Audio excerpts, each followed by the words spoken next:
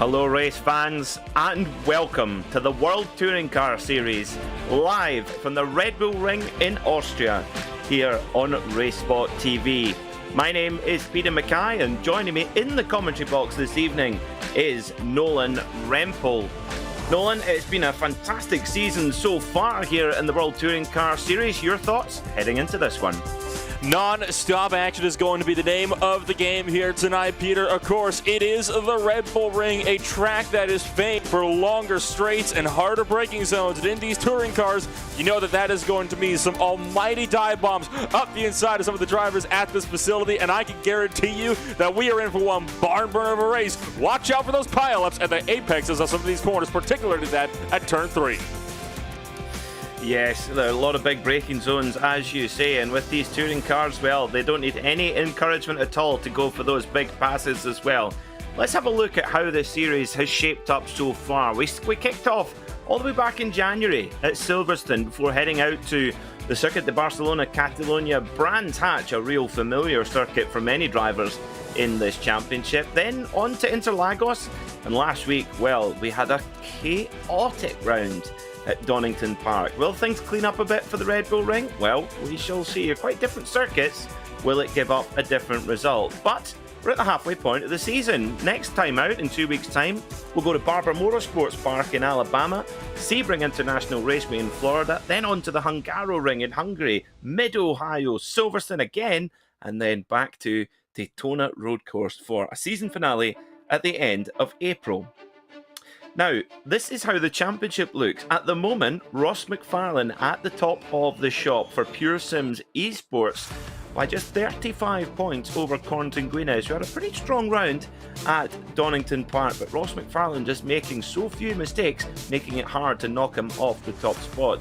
Wojciech Savidovic a little bit further back, but sitting in third at the moment, with Kieran Harrison vaulting himself up the standings to fourth. Ash Sutton, he still remains in fifth, with Fraser Smith in 6th, Oscar Mang in 7th, Ollie Peacock in 8th, Michael Evdoka in 9th, and Alex Neller, he rounds out the top 10.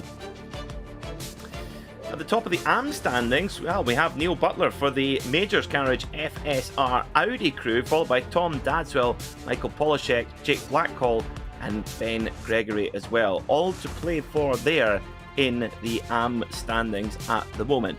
Now, the Red Bull Ring is really one of the jewels in the crown of European motorsport. It's an exceptional facility, absolutely state-of-the-art, thanks to the investment of the Red Bull Energy Drinks Company and its head chief, Dietrich Mateschitz. Now, our very own Paul Smith has been putting in the practice, as he always does, and he's very kindly put together a handy guide of the way around this circuit. Check it out.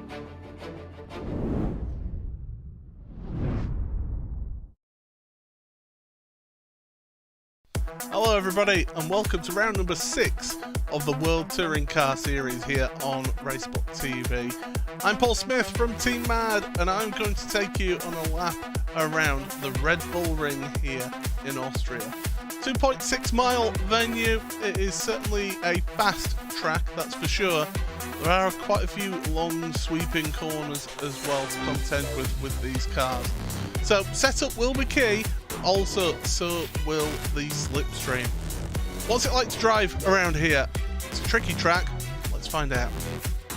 So then, Red Bull Ring. What, 10 corners? It's not really that tricky on paper. It's a lot more difficult than you expect when you actually get out here on track. So here we go then for the start of our lap, set ourselves up.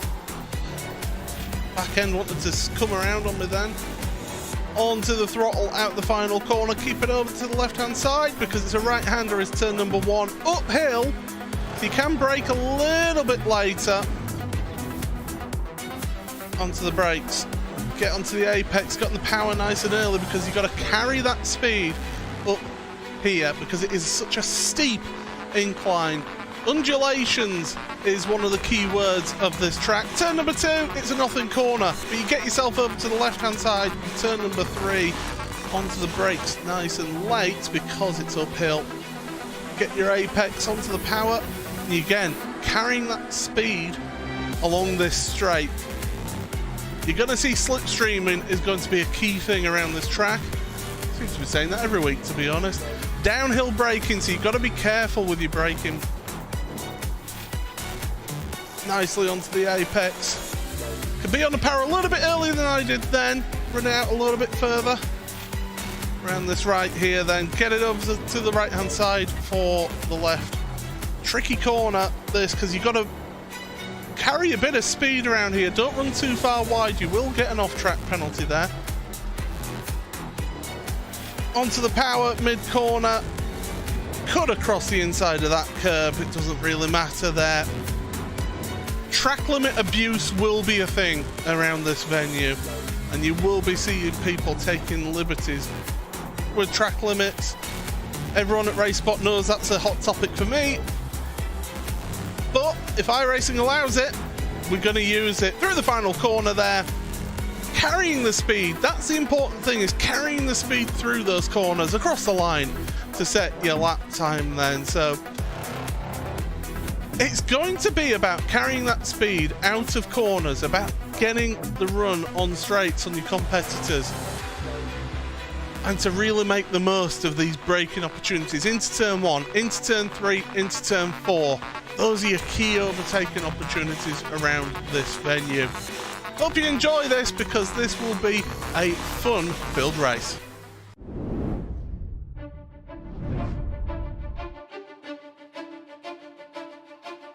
So then, this is how they line up for the opening race of the day here at the Red Bull Ring. It's a front row lockout once again for Core Sim Racing. Carl Janssen on pole position by over a tenth of a second from teammate Kieran Harrison. Corentin Guinez and Wojciech Savidovic will start on row 2, with triple British Touring Car champion Ash Sutton 5th and championship leader Ross McFarlane in 6th. Jake Blackhall will roll off from 7th with Michael Evdoka in 8th, followed by Bobby Thompson and Fraser Smith. Oscar Mangan will start from 11th alongside Tom Dadswell. Mickey Doble will start 13th alongside David Baker, with Alex Neller and Ollie Peacock making an all-Honda row 8. Row 9 will be Dan Murray and Jack Sedgwick. Rounding out the top 20 is Michael Polishek and Jamie Rushworth. Neil Butler will start from 21st, followed by Callum Reed-Garton, Ben Gregory and Ashley Beard. 25th on the grid will be Danny Lee, followed by Johnny Walker, Dean Powell, Lee Berridge, Adam Hedgecock and Dan Rowbottom. And the last few, John Roberts, Paul Smith, Simon Field and Robert Lundgren. 34 cars setting a qualifying time, with a few cars forced to start from pit lane. Mark Fletcher starting from pit lane, Pete Newman, Craig Williams, Elliot Roberts and Dan Robbins. So, all lined up, nearly ready to go then. Core Sim Racing, they've been so strong in these opening rounds, in these opening races. Will they enjoy the same fate tonight? We shall see. Getting these highly powered front-wheel drive machines off the line is very tricky. There's a particular technique to it. Minimising that wheel spin. Carl Janssen taking his time to come up to the line. Try and launch that Hyundai off as best as he possibly can. It's a Corsim Racing 1, 2, 3 on the grid. They really have been the class of the field on pace so far. Off they go. Green, green, green. We're racing at the Red Bull Ring. Down towards turn 1 they go. It's a good getaway from Janssen. Harrison can't quite get the jump on him as they head down into turn 1. A real pinch point here as well. So you'll see a lot of the drivers. Oh dear me, as Guinez gets put in the wall. Guinez in the wall. Oh, and sliding back out onto the track, but it looks like everybody's managed to survive that. It looks like Guinez took the tow back to pit row before anybody could hit him. That was very heads-up drive from him to get out of the way as quick as he can. Up into turn number 3, it looks like it's going to be a core 1-2 then to get away from the field with Ash Sutton for Pearson's trying to keep the legs of Swiatovich just in line. Tucked in line for that third position already. Sutton up 2 places now in his Napa Racing machine, trying to keep ahead of Swiatovich in the sprint down towards turn number 4. Still side by side all throughout the field, tucked in behind, and it looks like it'll be mostly clean coming on down into turn number 4. Yeah, good stop from the drivers. You make a great point there, Nolan. Corentin Guinez hitting the tow button to effectively get himself out of the way before he caused a bigger pile-up, but really good stuff. So it's going to be it's going to be a long fight back for Corentin Guinez over the rest of the evening. He'll be hoping for a big reverse grid as whoa, Peacock off the road in his Honda and having to struggle to get it back on terra firma again. I think that might have been Paul Smith in one of the Team Mad Hyundais trying to get back going again. But it's a Corsim Racing train. 1-2, Carl Janssen leading. Kieran Harrison, dearie me, but Ash Sutton, as he always does, up to third position. So good in hand-to-hand combat, Nolan. A much smoother first lap, I think, than we had over at Donington Park several times last week. There's a huge bump over to the back end of Bobby Thompson to shove him up and past Fraser Smith, who was not a very happy camper at all in his full send racing Audi. And now they blast once again down the straightaway and up towards Remus at the top of the hill. Smith looking for the outside line, trying to overpower the MDS BT Motorsports number 19 Hyundai around the outside line, but Fraser Smith can't make the move stick, and Bobby Thompson holds on to that position for now. Yeah, Fraser Smith in one of the leading Audis. The championship really has been dominated by the new Hyundai Elantra. Definitely the car to have, but the Audis have been fighting away in the hands of Michael F. Doka, who's 7th at the moment, and Fraser Smith in 9th at the moment, who's got Oscar Mangan right on his tail, almost pushing him down the road, and both of them have got past Bobby Thompson, so possibly a mistake for Bobby Thompson there in that blue and white Hyundai. He's back to 10th and now got the second place Pro-Am car of Alex Neller in the Honda up there in 11th. The Hondas didn't qualify well, Nolan, but they're starting off pretty well in this race. That seems to be an ongoing trend throughout this series, right? I mean, the Hondas don't qualify well, but they can sure get up there when it comes down to it and race. Up the inside into turn 8 is going to be Oscar Mangan, nudging out Fraser Smith to the left-hand side of the racetrack and through the final corner now. Will cut across the bumper, but Fraser Smith is not about to be denied. He powers out of the exit of the final corner, but it is going to be Thompson giving the bump draft to Oscar Mangan down the pit straight in towards turn number 1. And Mangan looking to pinch in Fraser Smith at every opportunity, not willing to give the 167 Audi an inch as he bangs doors with the Repsol Honda of Alex Neller.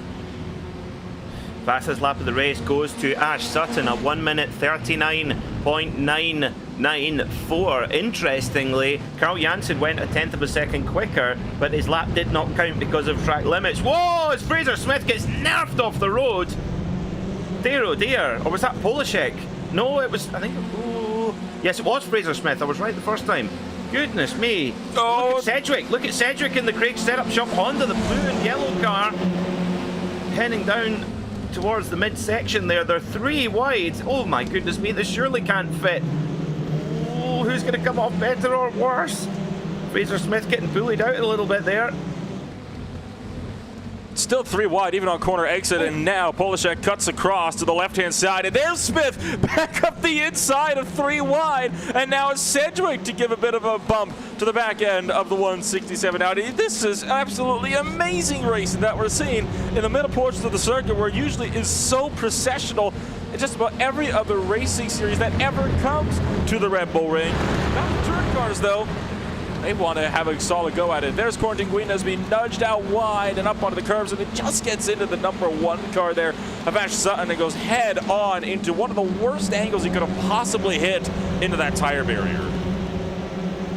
I was really unlucky there for Quarantine. It's just kind of got moved out wide by Savidovic, and then Sutton just coming through, but Sutton was within the limit of the track, so Guina is just not quite giving enough room before coming back in, and well, paid the price. He'll be frustrated though. It's just poor luck there. But 14 minutes to go here at the Red Bull Ring, and as you mentioned, Nolan, definitely a little bit busier than we're used to in race 1.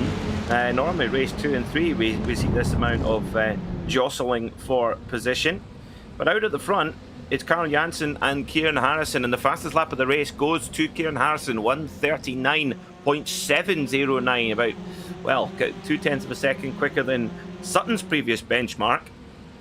However, last time around, Sutton was actually quicker than Kieran Harrison, but again has stepped over track limit, so the lap doesn't count. So interesting, Nolan. The drivers have a certain number of incident points, a certain number of track limit abuses that they can effectively have, and they'll have to keep an eye on that. We saw a few people hitting that limit last week at Donington Park in race number 3. I believe it was 5-6 different drivers hit that 17-point incident limit in the final minutes and had to come down to serve penalties. So that is going to be something that everybody in the field is going to be having to keep a serious eye out for over the course of the night's event. As you can see, the likes of Ross McFarlane trying to charge down Wojtek Savidovic in his number 80 machine, trying to see if he can't make a move up into turn number 1 potentially, but McFarlane's got to tuck it in line for now. It's so hard to get a proper drafting run down the pit straight. I don't think it's quite long enough. In these touring cars, you have to almost rely extensively on just how much more of a run you can get out of the corners instead of the draft, because the speeds are not very high on these cars. I mean, turn 3 is realistically going to be the best passed opportunity and one of the only drafting opportunities that these touring cars will have tonight. Yeah, certainly. It definitely invites the dive bomb, for lack of a better description. Alex Neller, second in the AM class, 11th overall. The leader of the AM class at the moment, Jake Blackhall, up in an incredible 6th overall. On our timing tower, you can tell on which class your favourite driver is in. Green for Pro, blue for AM. And Neller looking in good position to score some strong points in this opening round of the night. Particularly as one of the top Hondas as well. I think in fact he is the top Honda by a reasonable margin at the moment. So we ride on board with Tom Dadswell and the Hyundai Elantra NTCR. With a it's a strange looking steering wheel. It's not really a wheel, it's got 2 handles. Oh, slow down for Alex Neller. Alex Neller cutting over the course track limits and having to serve a slowdown penalty. That's really punishing. Now that right-hand sweeper right on the exit of Worth will absolutely bite you, and I cannot count the number of times that I've seen people do that, just cut into the gravel a little bit too much, and as a result give themselves a pretty hefty slowdown penalty. But Neller did a good job on negotiating that. I think realized that the car in front of him was not for position in his own class, so realized just gonna let him go. I'm not gonna lose anything by losing that 1 position, especially since he was only holding even with him up into turn 1. There's one of the Turn Motorsport machines, Dean Powell, trying to have a major look. That was up the inside of Ashley Beard, didn't go anywhere though, and Pete Newman is now got a head of steam in behind it, the Pure Sims Hyundai, trying to see if he can get a run back. There's Jack Sedgwick now putting under fire, Fraser Smith. Smith gonna cut across and holds the apex at turn 3, and Sedgwick will have to settle it would seem, for about the 17th position here, because Callum Garton is now in the mix of this. The Ace-Tech Sim Sports 22 Hyundai trying to make a run. Will it be 3 wide into turn 4? Deeper on the brakes is Cedric in the Audi, trying to pinch in Smith at the apex. They make contact, and Cedric is muscled out to the left-hand side of the racetrack. Oh, Jack Cedric having to give best there as well. Fraser Smith not in the mood to give any courtesy whatsoever, so holds onto the position firm in that Audi. Cedric in that blue and yellow Honda. Almost looks like the Spoon Sport colours, which are very famous for Japanese touring cars and for Honda. Now, Fraser Smith looked to just get a little bit of a steady getaway there from that corner, and Cedric's got a run. Here he comes in the Honda. Oh, no, to think better of it. Perhaps might have a go at the final corner here as well. Can he make it fit? No. Fraser Smith hangs on for now. Holds on to 15th position with Cedric right on the back of him. Back at the front, it's Carl Janssen leading confidently. 0.3 of a second to the good from his teammate Kieran Harrison. 92 leads 93. And Ash Sutton not giving up the game either. He's matching the leaders absolutely blow for blow on the timing screen, but just can't quite get into that draft range, that key draft range, Nolan. Yeah, not quite able to get there. He's going to have to utilize that draft as best as he can to try to see if he can work his way up there. As on the bottom right of the screen, you can see the lunge from Garton to push his way past Jack Cedric up into turn 3. So as the drivers battled out in terms of lap times at the front of the field, it is still blow for blow, quite literally deeper in this field outside of the top 10. There's Cedric looking to get him back into turn number 4, and Callum Garton is forced to swing a little bit further out wide as a result, but it is kept clean. So the Samsung Craig Setup Shop Honda is going to hold the inside line through turn 5 and down for 6. Cedric now holds the outside lane. You can hold that outside a bit easier in the touring cars, but not like that. Gets shoved out wide by Callum Garton. Comes back on. Oh, and it's going to be a big wreck for Cedric. Hard into the barriers. The car just didn't slow, and he took Garton off the track with him. Oh, big shunt there for Jack Cedric, and he's decided to take a tow back to pit lane. So another difficult day for Cedric in the Craig Setup Shop Honda. Oh, what a pity. Just got loose there onto the gravel and kind of ran out of road. Tried to get it back again. Somehow didn't plough into the back of Craig Garton and then straight into the wall. You think of the Red Bull Ring as a track with, you know, as a modern Grand Prix track with a lot of runoff, but it just shows you that barrier is still there waiting for you. And lunging outside line. Now this is battle inside the top 10. Oscar Mangan trying to get a run on Michael Avdalka. This is the fight for 7th place, and Mangan has just pushed himself up in a P number 7 on the racetrack and is now looking to see if he can't potentially get past Jake Blackhall in the Pearson Sunday just up the road as well. So it is getting a little bit more intense up here for the battles inside the top 10 as they start to kind of sort their way out throughout this field. Oscar Mangan holding strong. He's got Jake Blackhall right in front, and no doubt Blackhall is not going to be willing to give up that 6th spot without a fierce fight. The pace at the front of the field is incredibly tightly matched. There is a 1/10 of a second covering the lap times of not just the top 2, the top 4, all within a margin of a 1/10. So we're really looking at finite differences between those leading 4 or indeed 5 cars. Before you throw Wojciech Savidovic into that mix as well. It's so tight, and with the lap times being so tight, Nolan, it's really you can't close down a gap of 1.2 seconds because, well, you're barely gaining at all. They're so close at the front. It shows you that we're really going to see who's going to come out on top tonight in race 2 and 3 with the reverse grids. Whoa! Oh wow! That shouldn't happen. Look at me. I believe that was Benjamin Gregory that went off. Yes. It was a pretty wild spin. That was up the hill into turn 3 as well. So, you know, still is being made all the way throughout the field, and there's a lunge. Once again, Mangan trying to take the initiative to the front runners, and Blackhall is going to find himself on defense now. Yeah, great move there from Oscar Mangan in the Coursum Racing Hyundai. Just not quite able to match the red-hot pace of his colleagues, Carl Janssen and Kieran Harrison, but still fighting for that top 5, top 6 position at the moment, running the tighter line there as well. Now, that going back to that incident with Benjamin Gregory there, Nolan, I know you do quite a lot in the stock car world. Is that what you would say, getting dumped? Yes, to put it mildly, yeah, that is exactly what that would look like. Wow, now this is interesting as well. We've got news coming in about Ollie Peacock, Nolan. Indeed, it was about a lap or two ago. Ollie Peacock got bought for the incident limit. Not a really big incident, just went off track in one corner, but he was, oh, there's a hip check to a couple of the drivers up towards the front end, but you got yourself Ollie Peacock, who just went off track at one point, and that was enough to give him the incident, to have it hit the incident limit. Now, it's not a disqualification. It is a drive-through penalty or a stop-and-hold penalty. Instead of serving it, he pulled it off and took the tow. And look at this fierce fight between Bobby Thompson and Michael Evdoka coming up through turn 1. You saw them already blocking each other down to the pit wall. I mean, we're in the final quarter of just the first race here, and already you can see the temper starting to run high.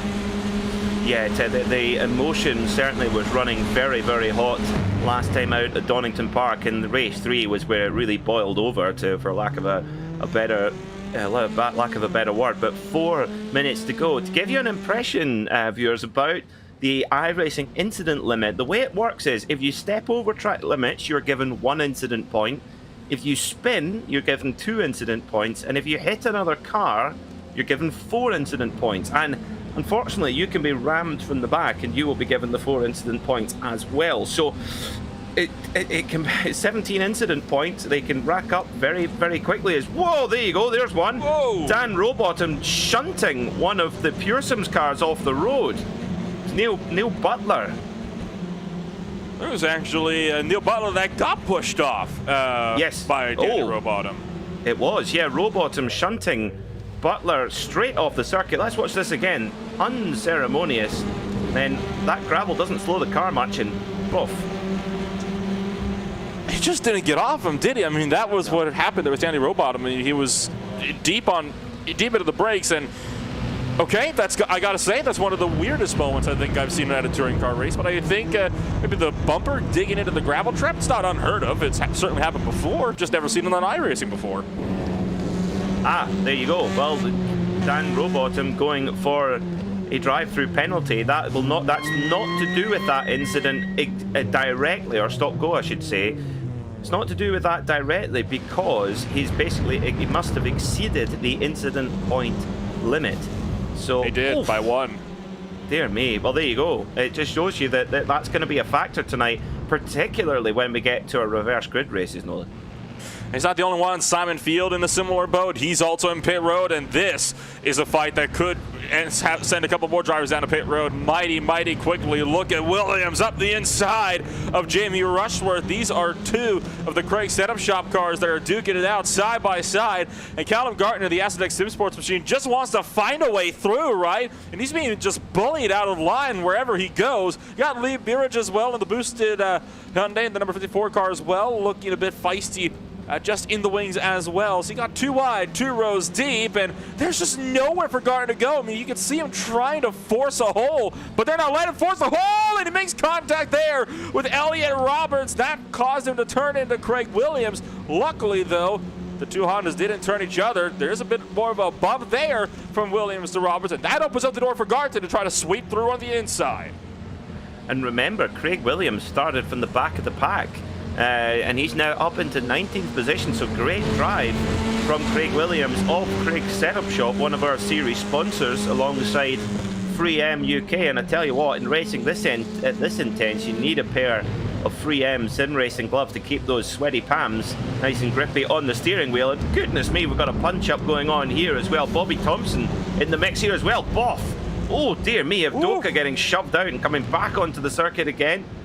Goodness gracious, Bobby Thompson leading this melee in the blue and white Hyundai, then it's Evdoka in the Pure Sims Audi, then it's Mickey Doble in the inside line there, blue and white Hyundai. somehow they all get in without any more side-to-side contact. Tom Dadswell, he's there on the outside, the predominantly white Hyundai with the blue stripes, number 38. He's second in the AM class, so he won't want to get too involved in this, Nolan. This is gonna, I believe, potentially be the final lap of the race as Bobby Thompson gets pushed out wide and he's forced to stop, and there's no hole for him to rejoin, so that's going to lead the battles to continue to develop up in front, and it's still getting feisty. Doble looking for the inside of that Ducka this time by down the hill. Mickey Doble so good in hand-to-hand combat races in BMW Compact Cup cars here in the UK, so a lot of experience of close panel-to-panel racing. As the clock kicks down to 0, the checkered flag is in the air. Carl Janssen leads Core Sim Racing domination once again, and he wins race 1 here at the Red Bull Ring with Kieran Harrison right at his wheel tracks. Ross McFarlane makes his way up onto the podium. The Casper the Friendly Ghost himself just stealths his way through onto the podium. Ash Sutton drops back to 4th. Wojciech Savidovic in 5th. And Jake Blackhall, a brilliant drive. 7th place overall and top of the AM class. Brilliant stuff, Nolan. Yeah, some solid good racing there in race number 1. And honestly, it was I want to say it was a lot cleaner than we saw at Donington Park for race 1. That is saying something for race 1. Races 2 and 3 are still to come up as well. And as you saw at Donington Park, a clean event can be derailed very, very quickly when you put in these reverse grids. So we'll hopefully see cleaner runs this time around. The one concern that I would have, actually, I'll get into that when we're in our little break here between races 1 and 2, because we're going to have some time to kill, and it's going to be a discussion that I think we could go on for a while. Yes, absolutely. Certainly, you're right. Definitely cleaner than we saw last time at Donington Park, but there's bare knuckle boxing matches cleaner than what we saw at Donington Park last time out. Now it's time for our Freeham and Craig Setup Shop spinny wheel here on RaceSpotTV. This sets our reverse grid number for race number 2. So this will take us back to see how many cars we invert from the result of race number 1 for the grid for race number 2. Looking like it's going to be 22.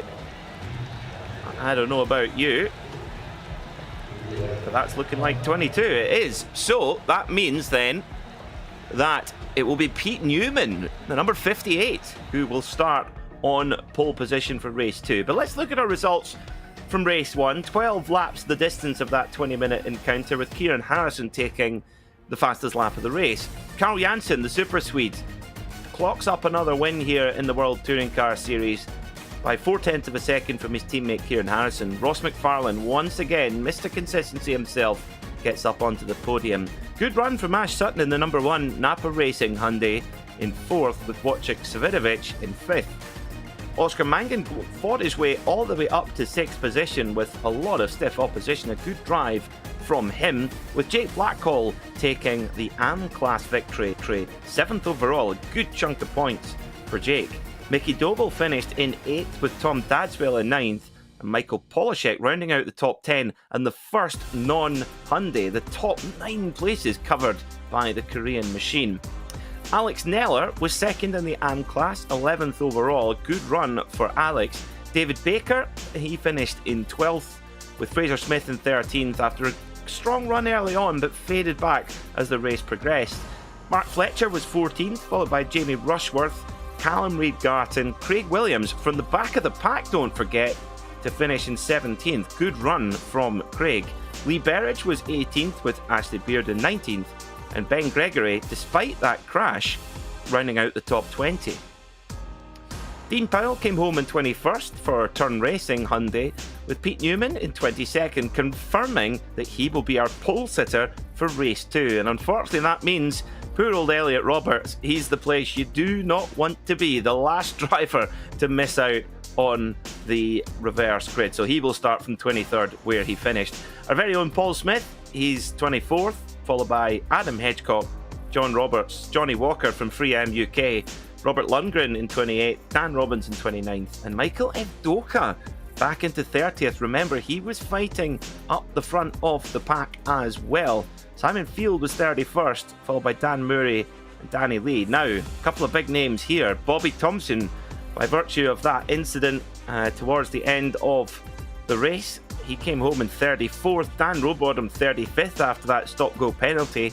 Neil Butler 36th. Ollie Peacock 37th with the stop-go. Jack Sedgwick crashing out of the race. And Corentin Guinez, second place in the championship, classified last after that crash in the opening corner. He will start from 39th in race 2. Well. Interesting stuff there, Nolan. It shows you that if you cross that incident point limit, there is no fighting back from that stop-go penalty. No, there really isn't. I mean, you have to always kind of be on your toes at all points for watching for those incident limits, because when it comes to a stop-go penalty like you have in place in the World Touring Car Series, it essentially is a race killer in these 20-minute sprint races. And even in the feature races, I would say, that are 40 minutes long, the likelihood that you're going to be able to run down that much lost time it's going to be a very, very difficult, because you're essentially going to find yourself a whole pit cycle in behind. Now, I mentioned that there was a slight concern that I think arose from Donington Park, and I would say that is going to be the initial start, because remember, over at Donington Park, you had some drivers that were getting better starts than others, and for that, you would have people that were jumping the gun a little bit earlier, some were waiting a little bit later. You had some 3-4 wide action, and in both races 2 and 3, you had some pretty major incidents before you even hit turn 1, and the pit straight, it's a bit more boxed in even, because at least Donington Park had grass on either side. Not at the Red Bull Ring. It is literally a fence on either side of you. There's nowhere for you to go. The potential for those types of incidents to be compounded if we get a repeat is so much greater because of that. Yeah, I think that's going to be a big challenge for those big names coming from the very rear of the field. Great to see so many of you watching on RaceSpotTV tonight. Thank you very much for your company. Hello to Derek Pickering, Dino Dougalwitz. I'm not sure if that's his birth name, but anyway, Dino Dougalwitz. Hello, Dino. Hello to our very own Lorenzo Bonder in the chat as well. Dylan Hull. Who else? Posk. We've also Posk. A bit right on time. Posk first on the chat as well. Good to see. Now I love this, Nolan. Posk showed our broadcast last week to his nan, his grandmother, and she particularly enjoyed your commentating, your excitement level. I saw that, yes. It's rather interesting to hear that sort of thing, and it did get a bit exciting last week, didn't it? I mean, it was just there. There's no other word to describe it. It was absolute madness. There was no order on the track whatsoever. Everybody was getting the gloves out wherever they could. I mean, forget taking the gloves off. They didn't have them on to begin with. Yeah, there were no rules. The Queensbury rules did not apply at Donington Park. That is for sure. Now, occasionally, this is quite cool. We get some of the drivers coming in to share their opinions, good and bad, mostly bad, of their... usually, if we see a driver in chat, their day is not going to plan. That's normally a good rule of thumb. Fraser Smith, his day has been going okay so far. He says, I need to get my elbows out more, it seems. Well, we shall see that. He did get beaten around quite a bit, especially in the opening laps.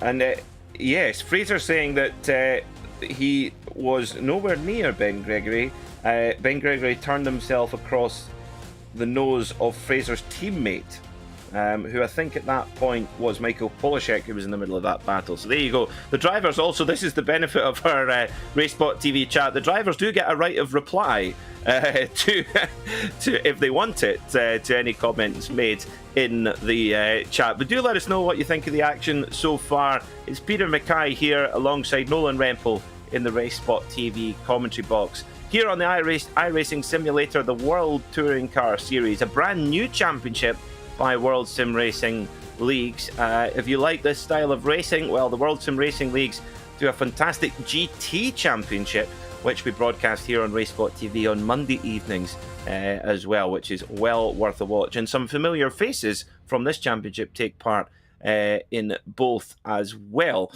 Huge thank you to our sponsors FreeM and Craig's Setup Shop for their support of the World Touring Car Series. FreeM, producers of protective racewear for both outdoor motorsport and performance-enhancing equipment for sim racing as well. Their sim racing gloves well worth a look at as well, give you that good grip on the steering wheel. You don't even have to take them off to check your social media feeds as well, or to speak to your Twitch followers. But 3M, we've got a lot of real-world racing drivers in this series. Bobby Thompson, Ash Sutton, Dan Camish, Dan Robotham, etc. And they all race in the British Touring Car Championships, one of the top touring car championships in the world.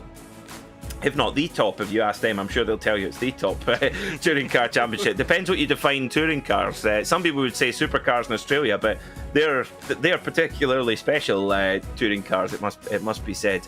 But a lot of the drivers on the grid there, they trust 3M for their racewear. So if you're a go-karter, track day enthusiast, have a look on the 3M website, check it out, and get yourself dressed from head to toe. They'll even do you a custom suit, Nolan, so you can have your favourite colours as well, so you look fast. At least, maybe if you're not fast, as long as you look fast, that's the main thing. Well, looking fast, being fast, maybe two different things. But hey, if you're not gonna be fast on the grid, you may as well look good while not being the fastest driver on the grid, right? So I mean, that's going to be definitely something that I think people will be keeping an eye on, and I think that's something that a few other drivers out there might potentially already be working with as well. So you got yourself these fantastic organizations that can help to just help drivers make these larger bounds, I guess you could say, in the motor racing world, and it's good to see them on board for the World Touring Car Series as well. Absolutely, we couldn't do what we do without their support, so thank you very much. Now, we are our very own Arjuna Kankapati is asking about the bed behind me. So I think I need a green screen, a wonderful green screen like you've got there, Nolan. The bed behind me is actually an Indiana Jones movie. That's not a bad guess. It's actually Chinese. It's an over 200-year-old Chinese marital bed. This is in our spare room in our apartment at home, so I don't sleep in this bed unless I'm doing 24-hour races and I just pop in there just for a quick nap. But there you go, that's the background to the Chinese bed, which is kind of used as a bit of a dumping ground as well. I've tried to hide that from camera, but I've noticed there's a folder over my my left shoulder. So sorry about that, folks. Sorry, Hugo. Hugo our producer does a great job, Nolan, to make us look and sound great, and I've ruined it by having my folder over my shoulder.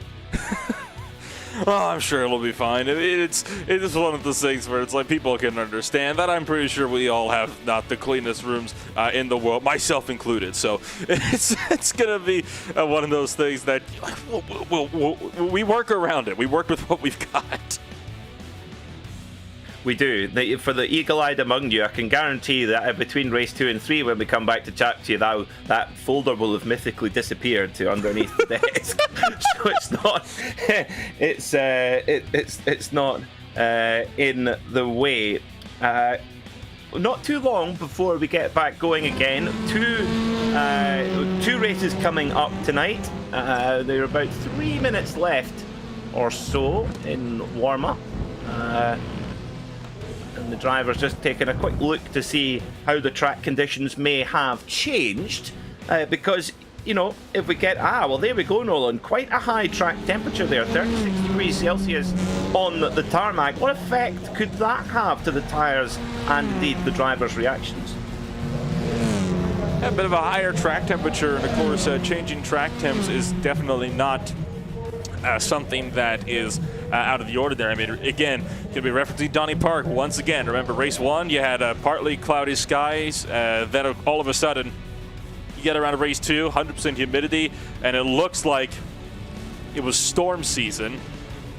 But now, and then when race 3 hit, obviously, sun was back out to play, and the track temperature slowly started to climb back up. And while we don't have a very severe cloud cover for race 2 this time around, track temperature has upped itself slightly, and that will of course mean that this track could for some be a little bit more racy for those that prefer a hotter track surface, but for those that might have some looser setups, it could find themselves actually being a bit more difficult to drive, because that of course means the track will be a little bit slicker as well the hotter it gets. Get a lovely look here from the virtual chopper around the beautiful Styrian hillside here at the Red Bull Ring. Amazing facility with huge investment piled in from Dietrich Mateschitz and the Red Bull Energy Drinks Company, of course based here in Austria. or originated from here in Austria. It's probably more accurate to say where Red Bull is based. Well, it's everywhere around the world. You don't ever have to go very far to get a can of Red Bull energy drink. We've all been there, Nolan. Have a long drive where a can of Red Bull's got us through.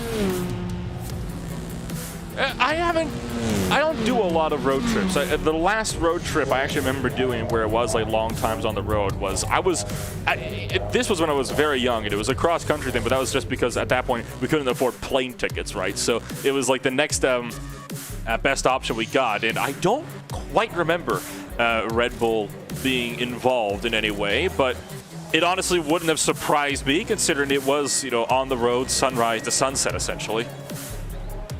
Yeah, that's where I've since moved on to coffee, but it has been known when times are required for that little extra hit of caffeine. But we used to live in a world in motor racing where the sport was effectively fueled by tobacco sponsorship. That was where the big money came from for big programs, and now we've moved on to mainly energy drinks, Red Bull and others on the market as well.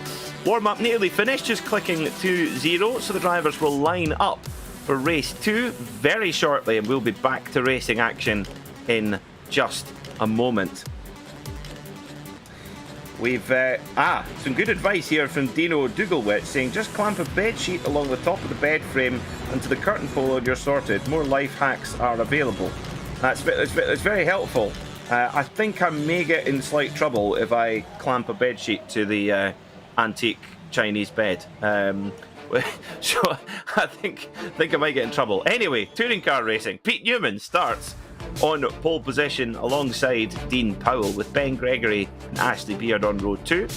Lee Berridge and Craig Williams there on row 3. Row 4 is Callum Reed-Garton and Jamie Rushworth, with Mark Fletcher and Fraser Smith rounding out the top 10. David Baker and Alex Neller are on row 6. Row 7 sees Michael Polishek and Tom Dadsfell, followed by Mikey Doble, Jake Blackhall, Oscar Mangan and Wojciech Savidovic. Well, the drivers are certainly keen to get going, as are we. It will be Pete Newman starting on pole position in the Pure Sims Hyundai. Off they go, scrabbling for grip, trying to put down all that horsepower through the 2 front wheels.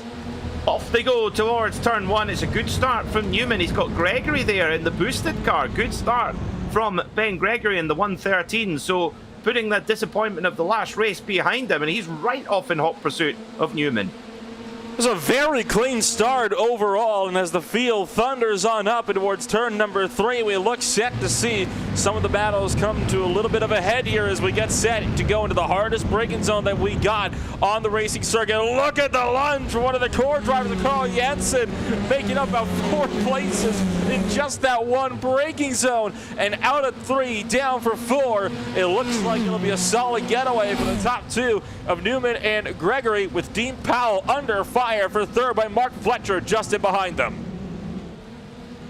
Well, speaking of core sim racing, we've got a bit of news coming from the pit lane. Nolan, what have you got?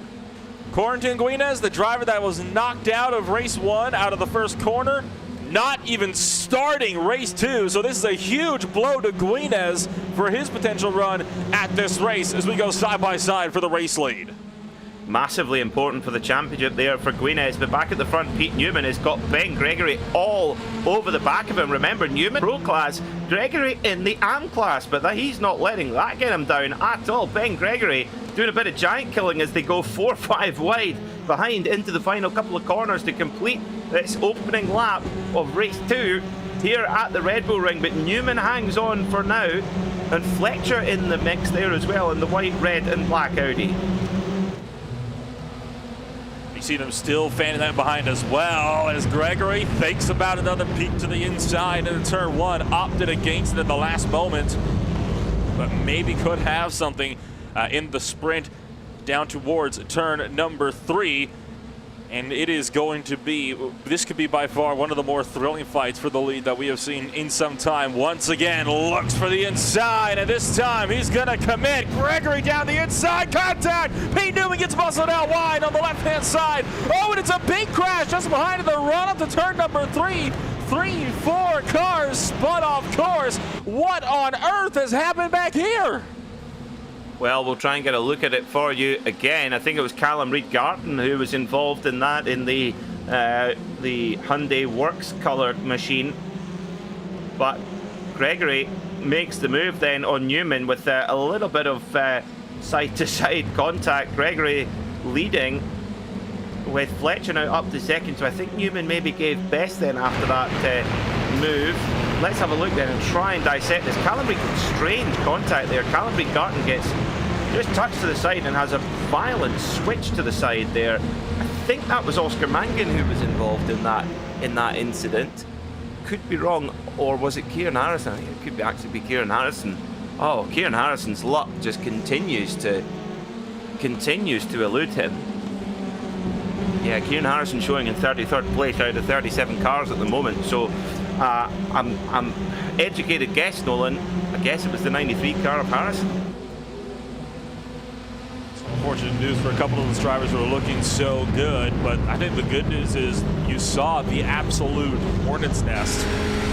It was good luck there that nobody else really got collected. This on board with Michael Mdonga, who got a front row seat of all of this. Just sees all the carnage developing in front of him, just sweeps on through, takes up a few free positions. And now, Mark Fletcher looking to make a move on Gregory for the lead. But this time, it will be Gregory to hold the inside lane, and Mark Fletcher not going to have a very easy time trying to get that race lead away from the boosted Motorsports Hyundai of Benjamin Gregory. Looked like Jake Blackhall as well was involved in that, got nerfed, and looked like I think it was one of the boosted Hondas. I think Alex Neller got into the side. Whoa! Fletcher has a look at Newman. Oh, they tangle. 3 wide now, heading around towards the middle part of the circuit. Is it going to be Gregory? Is it going to be Newman? Is it going to be Fletcher? Audi, Hyundai. It's going to be Gregory with the Hyundai. Oh, dear me, they've got to be careful with these incident points. If you make contact, it's 4 incident points. They've only got 17 for the race. Dear me. As Dean Powell, I think he's got a little bit of problem there as well. He's been hit on the wheel. I think that's maybe giving him a bit of damage. I should say, it's not always a 4X if you hit the cars. It's only if it's a hard enough hit. There are some points where you can make only a light tap and it won't give you anything. So that's where you can kind of luck out, but it's not one of those things where I would really go around testing your luck on that one, right? Because it can be almost, it feels a little bit spontaneous from time to time as to whether or not it's going to give you that 4X. So it's not a good idea to go around trying to kind of tempt fate, I guess you could say, with that, as clattering back up and over the curbs through turn 1. And already Pete Newman has got a huge run on Benjamin Gregory. You can see Mark Fletcher, no doubt, is not pleased without breaking himself up into turn 4 the last time by for turn 3. He's going to try to make another bold look, maybe 3 wide up the middle, decides against it and tucks in line. And Gregory, Newman going to both be looking to fight it out on corner exit as well as that. Oh, Lee Beerich being muscled out. Mark Fletcher is trying to wreck Beerich here. I think he's hit about 4 times now down this straight. Yeah, the temper's beginning to flare. We talked about it, how the tempers build over the course of the night. And Berridge in the boosted car, that misses his braking point and plows into the side of poor old Fletcher in at the 111 Audi. And this is just going to end in tears if they keep going the way they're going. Here goes Fletcher. That's a really risky move. Oh, well, Berridge saw him coming. So Fletcher is temper flaring, as is Berridge. And round the outside there as well as Michael Polishek there in the in the full send Audi, but Fletcher gets on top for now, but that is allowing. Oh, problem! Newman heads on and Gregory has to serve a slowdown penalty and he gets freight train, loses a ton of positions. Oh, they're spinning out! Oh my goodness. Now, the crucial thing about that slowdown from Benjamin Gregory, it wasn't his mistake. He got shoved off course, which is what gave him that slowdown penalty by the race leader. So he is not going to be a happy camper about that one at all. That could potentially cost him a shot at a race win. He's going to have to hope that he can get back up there and maybe fight for it again. But you can just see, look at all the chaos that's going on in and around the top 10. You got David Baker trying to close up to Carl Jansen. They're side by side with the core drivers. Benjamin Gregory having another look, this time on Craig Williams. You still got Barrett, who is no doubt not a happy camper, waiting behind. Polishek, too deep on the brakes, too deep, too deep. Holy cow, they managed to survive it up the inside. Goes Carl Janssen. This is just pure insanity at the moment. And this is the style of Carl Janssen as well in the reverse grid racing. It's big risk, but it's big reward. He's left his rivals from race 1 in the dust, taking a lot of risk to do it, but has made his way through in a decisive way. Look at Ash Sutton, he's getting sandwiched in there behind David Baker and Mickey Doble as well. Look at this. So Doble, he's on the outside there, Sutton in the middle, Baker on the inside. Tom Dadswell looking in his mirror going, you guys are absolutely crazy. Wow, this is the World Touring Car Series, folks. I always need plenty of honey in my tea for this particular championship because it's so fast-paced.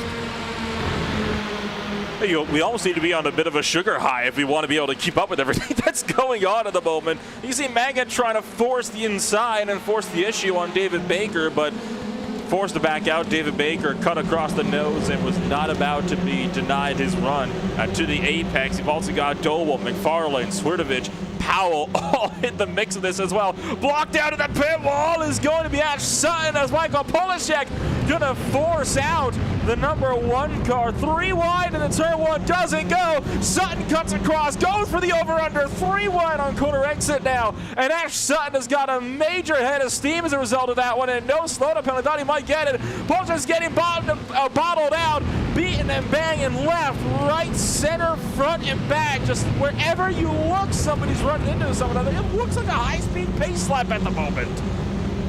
Quite extraordinary there, and great racecraft from Triple British Touring Car Champion Ash Sutton. Just got a great over-under, as you rightly spotted, Nolan, and makes the move stick. He's got David Baker right on his bootlet though, so you'll have to be careful. Baker having a little look in the What's Cooking car, but decides against it. So Sutton up to 9th position, Lee Berridge ahead in 8th after that punch-up, let's be honest, with Fletcher, who leads the race by 7/10 of a second from Pete Newman. So it's all change at the front. Fraser Smith, he's up to 3rd. Well, he said he was going to get his elbows out, and he has. Up for 3rd place, bit of no man's land, but Fraser Smith is going to have a solid run if he wants to try to hold on to the potential 3rd place. And looks like things have started to more or less settle as we hit halfway in the 2nd race, and halfway as a result through the program on the course of the 9. But I can tell you right now, that piece, I guess you could call it a temporary ceasefire, is not going to last. I expect this to last all the way up until turn 3 this next time by, and it looks like they're looking to even shut me down on that idea as McFarlane looked for the inside into turn 1 on Michael Polishek, but decided it wasn't a good idea. That's the thing about going side by side through turn 1. It doesn't really work initiated the pass there unless you were already side by side, essentially when you hit start finish. So 9 minutes to go here at the Red Bull Ring, and here goes Sutton on Berridge to move up into 8th position as, the old Constantina together. Mangan in the middle of that sandwich. He's the core of that group. Apologies. Ben Gregory then still leading the AM class. He's in 6th position there, just at the corner of shot in the boosted Hyundai. As if look at, oh dear me, Michael Avdoka trying to get past Mickey Doble in the Hyundai. Avdoka in the Audi, but can't quite find a way through. Savidovic in the mix there too, as is Ross McFarlane. Good start from Ross McFarlane, up to 13th, just picking his way through, waiting for the opportunities to come to him. But I tell you what, Nolan, I think Carl Janssen could win this race. 2.6 seconds back. He's got good pace, about half a second quicker than our leader right now. Couldn't write off a double here from Janssen, which is very rare in this championship. Very, very rare indeed. The potential is still there to open it up as well. You see McFarlane charging down the inside of Michael Polishek, who opts not to try to go for the over-under. And now you look up to the boosted Hyundai with Oscar Mangan putting the 54 car of Lee Berridge under fire, and you got Ross McFarlane just tucked in line behind as well as the field once again thunders down to turn number 1. And this time Mangan pulls clear and just forces his way clear from Lee Berridge, and you ride on board with Ross McFarlane, who also has got a head of steam, and that is going to nudge Berridge over out to the left-hand side. Does McFarlane dare for 3 wide into turn number 3?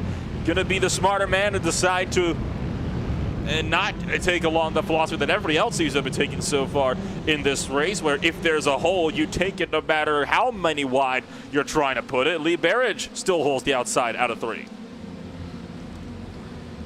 So now remember, Berridge is in the AM class as well, and you can tell he's just playing it smart there as well.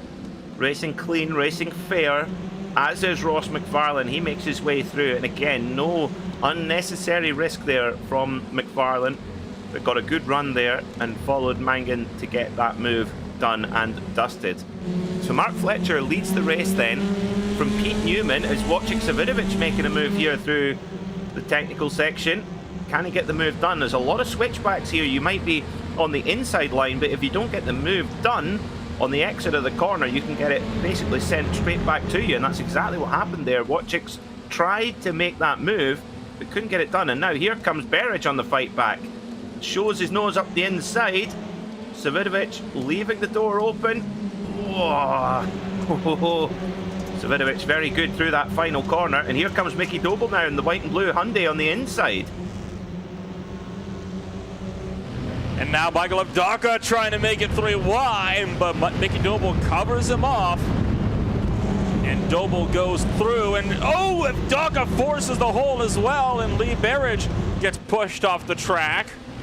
Comes back on and flashes the lights furiously, with Jamie Rushworth now looking to try to get the run up there as well. And just up in front as well, you can see, I believe that is going to be the fight for about the 2nd position on the racetrack. In fact, that is Pete Newman and Fraser Smith going at it with each other in the sprint down towards turn number 4. Smith just has the hole, and he's trying to move his way a bit further up the podium, with Carl Jensen trying to see if he can snake away a podium, potentially a 2nd race win on the night as well.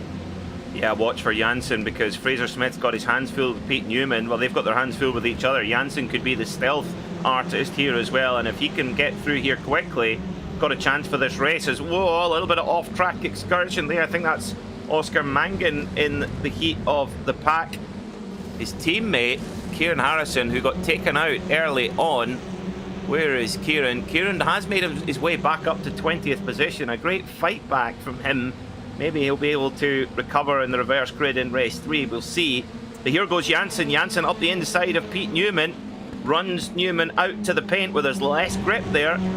And Janssen gets the move done. Now, Fraser Smith and Carl Janssen, they've done a lot of racing together. Raced in the SRW TCR Championship. So they know each other well. They know each other's style. And, well... we shall see how this one's going to come off. For Mark Fletcher, he'll be hoping that Smith and Janssen start fighting. 4.5 minutes to go, 1:40 a lap. Maybe 3-4 laps to go, something like that. Something along those lines, I think. It's kind of what we're looking at. News, by the way, from pit row. Michael Polishek was running 13th place, slapped with an incident penalty, and as a result, he's down and out of the fight of this race. So we'll look up to the fight now for 9th and 10th between Oscar Mangan and David Baker. Yeah, some real all-stars of the touring car world here as well. David Baker holding off Oscar Mangan, and Ross McFarlane in there too, trying to find his way through, trying to maximize his points as he does, keeping that car as clean as possible. And at the moment, well, he's got 2 Hyundais effectively covering most of the road, so he's going to have to wait his turn here as Mangan and Baker fight over 9th position, which is swapping almost corner to corner. 3.5 minutes to go in this classic encounter here at the Red Bull Ring. And as you mentioned a few times, Nolan, and I think rightly so, this has been great racing, but a lot cleaner than we saw at Donington Park last time. As they just as you say that, oh, dear. Just as you say that, Mangan gets pushed off and immediately repays the favor to David Baker, and that allows Ross McFarlane to snake through as well. I think that was a bit of strategy there from those two drivers kind of swap hands here. Ross McFarlane wants his turn to see if he can potentially go up and score a 9th place finish with just under 3 minutes left to go on the clock this time by, and it looks as though McFarlane will not get there in time for turn number 3. He's going to have to tuck this one in line, maybe wait all the way for turn 4. There is side-by-side just up the road, though. Benjamin Gregory and Tom Dadswell getting it a little bit, as well as that. Even further up the road, the battle for the second podium position is once again heating up with Carl Jensen snaking to the inside of Fraser Smith's full send racing Audi.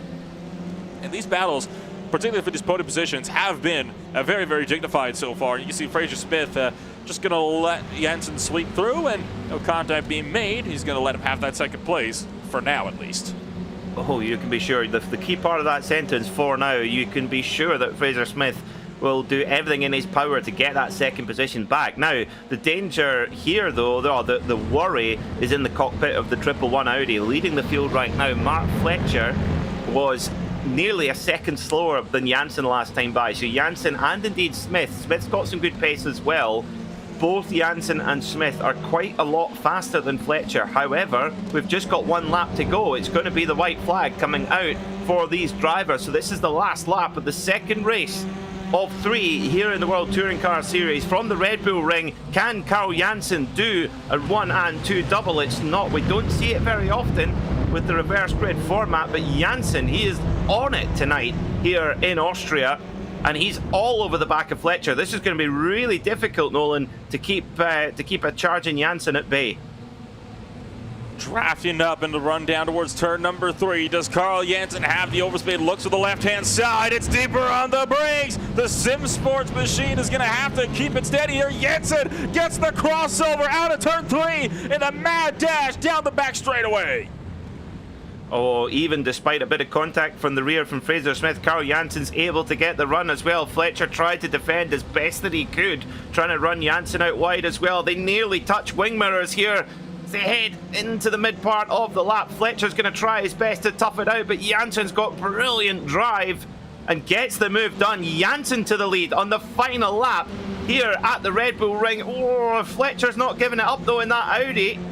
So not the Hyundai domination here. We've got 2 Audis on the podium as things stand now. Can Fletcher hang on to second place, or is Fraser Smith going to take it out there in the full Sen car, the black and yellow machine there?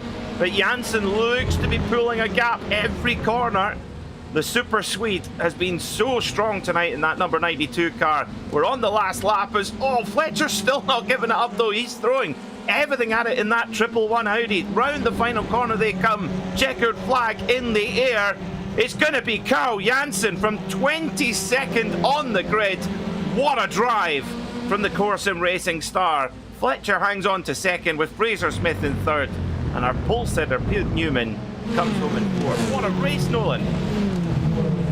And you can see it's still kicking off back here in the back of the field as well, with guys like Jonathan Walker being shoved way out wide, and they're going to wreck across the start-finish line. As Elliot Roberts as well as Daniel Rowbottom. I think that was Jack Sedgwick that got into that as well in the Crazy Setup Shop Honda, so crashing across the line, but what a drive from Carl Janssen. You mentioned 22nd on the grid, and we also talk about how rare it is to see back-to-back finishes like that and repeat winners in these types of events. He got it done this time, though. Now the question is, can he pull it off and do the hat trick? Now that's something we haven't seen, is the treble.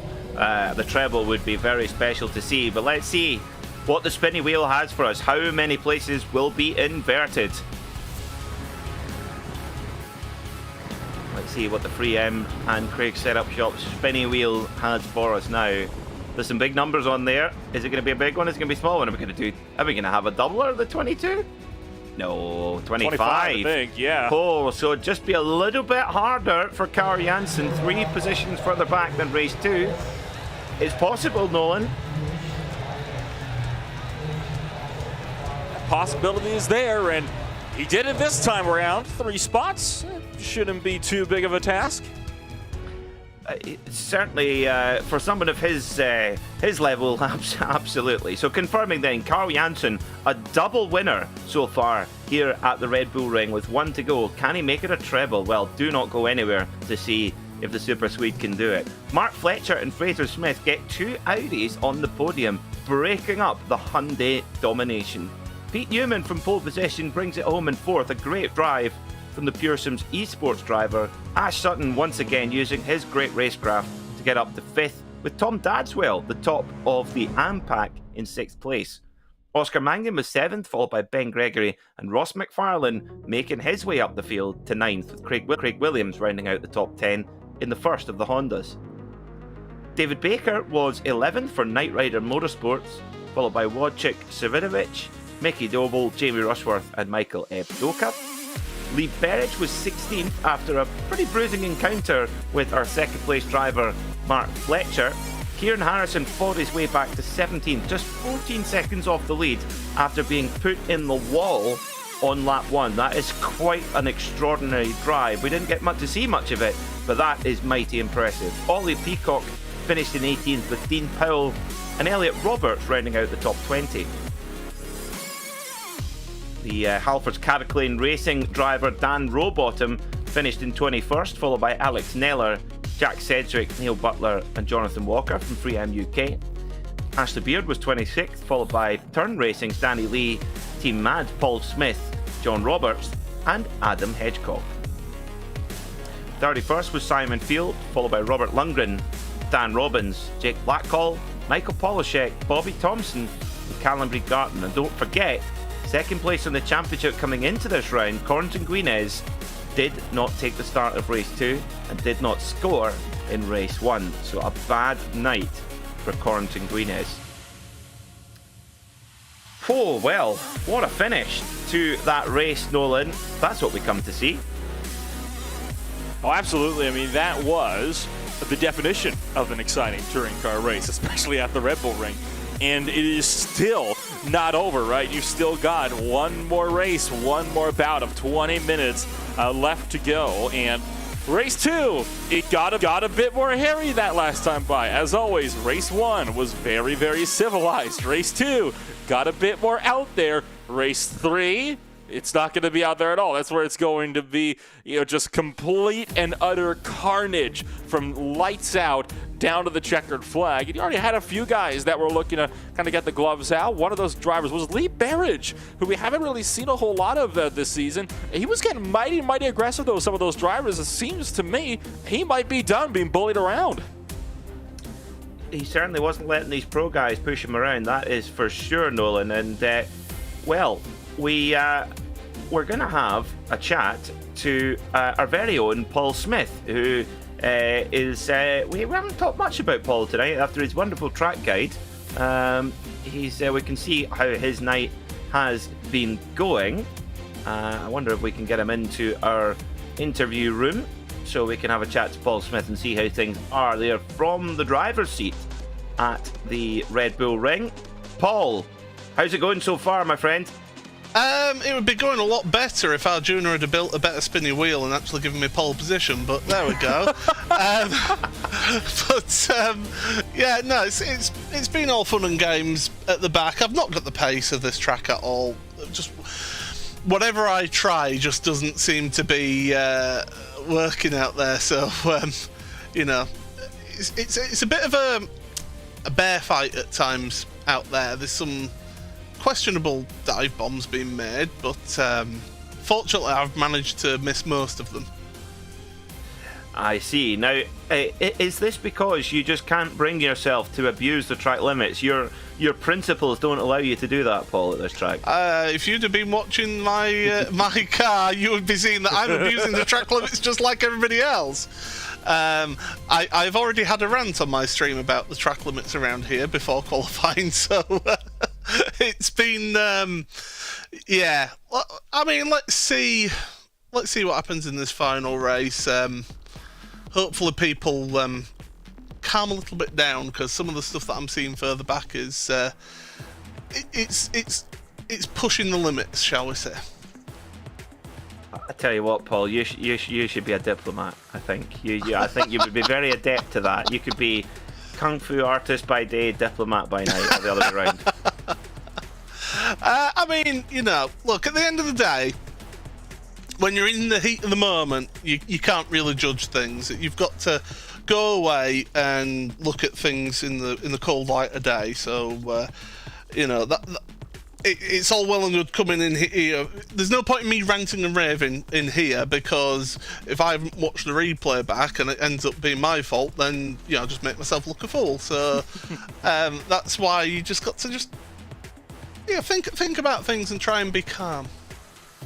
I like it. Just have a brew and just keep calm. Yeah, I like it. Now, I tell you what, it's something I didn't think we would see in this championship, as competitive it is, Paul. Carl Janssen, 2 wins on the bounce. You reckon he can do 3 here? I mean, it was a 25 reverse grid, so it's not impossible around here. You'll need a bit of luck and hope that you can avoid some of the lap 1, lap 2 shenanigans that go on as well. But he should be good, actually. He's so quick in these cars. All the core drivers are quick in this car, to be fair. So it's just a case of work your way through the grid if you're Carl Janssen and see what result you can get. Well, we're certainly we're excited to see what he can do, but more so, I'm excited to see what you can do from 26 on the grid in race 3, Paul. All the best of luck. Let's have a good one to finish the night off. Yeah, and just to give a quick cheap plug to the RaceSpot merchandise, which is available right now. Make sure you check out RaceSpotTV's social media channels for more details. Thank you very much. I think we need a RaceSpotTV flat cap. That's for sure. Yes, yes. I hope we're going to go on the flat cap, Paul. Oh, they will. Absolutely, they will. That's what I like to hear. Good luck, my friend. Go and get 'em. All right. Thank you. Paul Smith of Team Mad. I always think when you listen to Paul, he's always got sage. Nice that sometimes I've seen him promptly ignore and punt himself off the racetrack. So it's one of those things where it's like, do as I say, not as I do. I know. Touring Car Series here on RaceSpotTV. It's myself, Peter Mackay, and Nolan Rempel in the commentary box. We've got one more race to go, another reverse grid thriller to finish off the meeting here at the Red.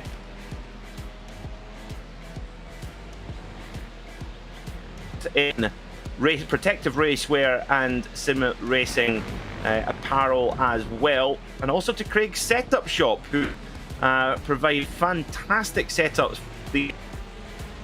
as well.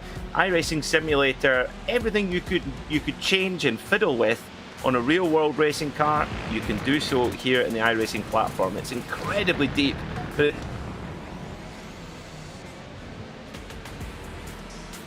buy one of their fantastic setups and you will go quicker in the iRacing simulator as well. All those Craig Setup Shop running in this championship, you can get the same setup as them and run how the pros run. So, Nolan, I think this is going to be a real thriller. There's going to be some drivers in there starting from quite far up road. Kieran Harrison, he'll be starting from about the 4th row. He's going to be the danger man, you think? Yeah, very possibly could be. I mean, being where he is, it's going to be a relative challenge, I would say. But like we're talking about for guys like Corentin Guinness, just because you're, I guess, a little bit further out than you might like to be, the possibility still is not out of the question. Anything can happen in these races. I think that is something that has very firmly been established since this is that it's never quite over until it's over, and then a little bit until after it's over as well. But it's been a solid run so far. Hopefully these drivers will continue to have those solid runs and we could get some more of the exciting race in these last 20 minutes. I think we can almost guarantee that. Funnily enough, this is Yusuf on our RaceSpotTV YouTube chat saying, is this a better watch than GT3? Well, we certainly had some good racing this afternoon, this evening I should say. That is for certain. Derek Pickering says everyone is elbows out. Hashtag elbow season. Yep, certainly, and there's no they're not moisturized elbows, they're sharp, jaggy elbows. That is for certain. Hello to you all watching here on RaceSpotTV. Fraser Smith, one of our drivers, who's very kindly come and join us and shared his thoughts on his race so far. He's interesting, Nolan. He's saying the Hyundais are rapid out of turn 7, heading into the penultimate corner. Can't compete with them there. Interesting. And I do think that it is a bit interesting, right? Because while these touring cars share many characteristics, they aren't like the stock cars, right? Where everything is as expected to be and it's almost identical. There are some very finite differences. And it does seem that the Hyundai so far, it is a lot better in a lot of these medium speed corners where, specifically in stuff like turn 7, where you need to have a bit more cornering ability. It seems like that is just something the Hyundais have a lot of, because that's where they have been all throughout the season so far, not just exclusively to the Red Bull Ring. Yes, exactly. Very, very true indeed. So a minute and 15 seconds to go until we are back racing again here in the World Touring Car Series from the Red Bull Ring. The third and final race of the day. Carl Janssen, winner in both races so far. We have seen doubles before, but will we see a treble? That would be historic here in this new championship. Last few stages of warm-up. The drivers just getting a look at what the track conditions are for this final race. Track temperature was pretty high last time out, about 36 degrees Celsius, and Nolan, it has increased quite a bit more, so could get slick and slippy out there. It's about a 3-degree increase in the track temperatures from what it was the last time around just a few minutes ago, so that is going to be one thing for sure to keep an eye on. You got some pretty decent winds out there as well, about 11 kilometers an hour. Those are blowing just off to about the southeast, hovering between 11 and 13. That's kind of where that's at for the time.